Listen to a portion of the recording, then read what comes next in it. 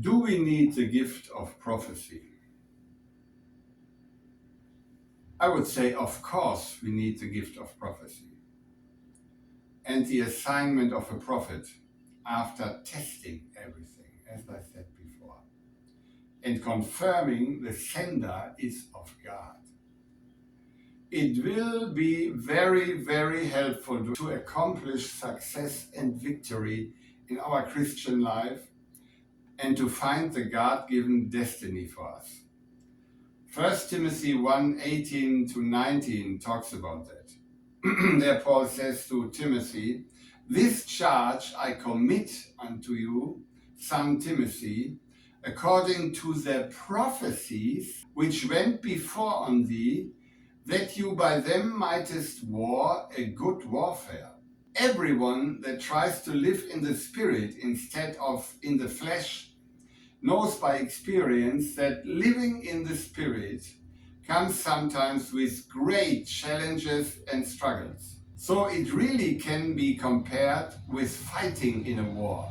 That's why Paul also urges us in 1 Corinthians 14:1, pursue love, eagerly desire spiritual gifts, especially that you may prophesy. That is after Martin Luther's translation, which is also on the true Greek ground text, based on the true Greek ground text, Eagerly desire prophecy.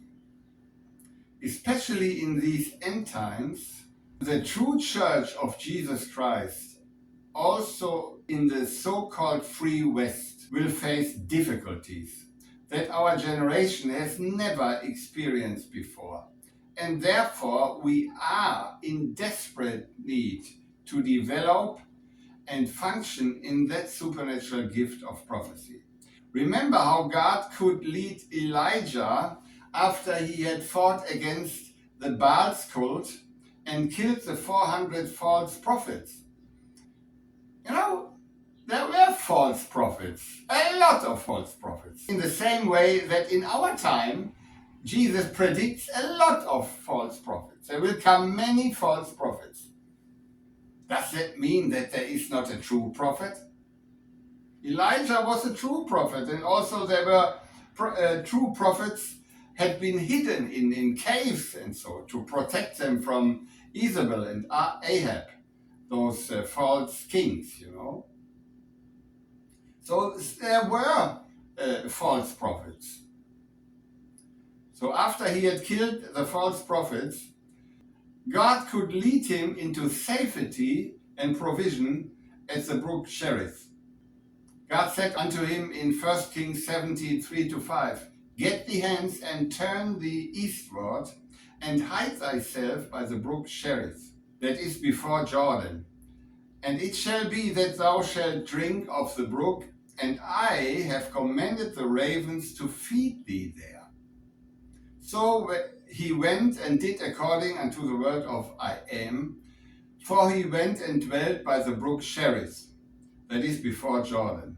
This is one example of how valuable the work and gift of a prophet really is. In times of persecution, the bride of Christ will need true prophets and true prophecy in order to maintain a peaceful and safe and successful life. And we have to learn to exercise ourselves in that gift.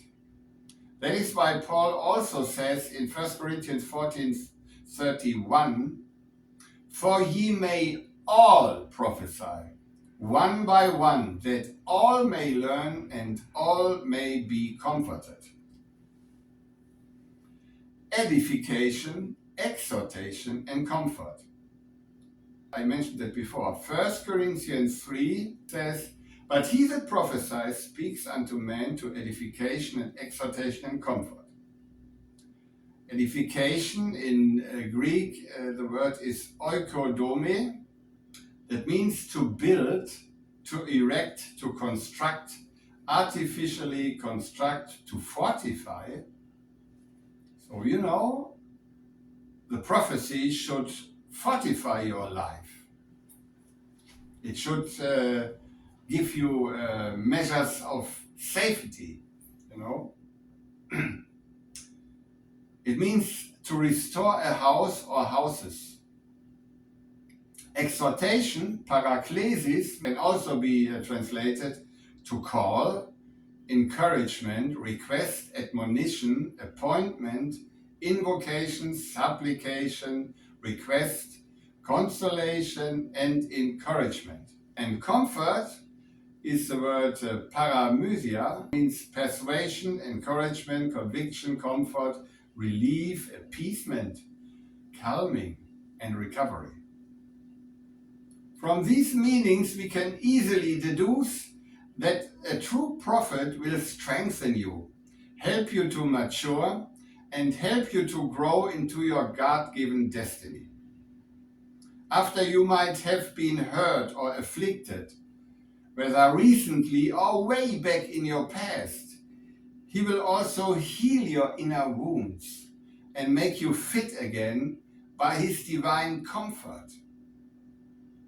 One of the best examples of how a prophet works with his words is Isaiah. Isaiah has so many wonderful, encouraging promises that people also call him the royal prophet, and his message the gospel of the Old Testament. Someone said that reading Isaiah always gives us hope.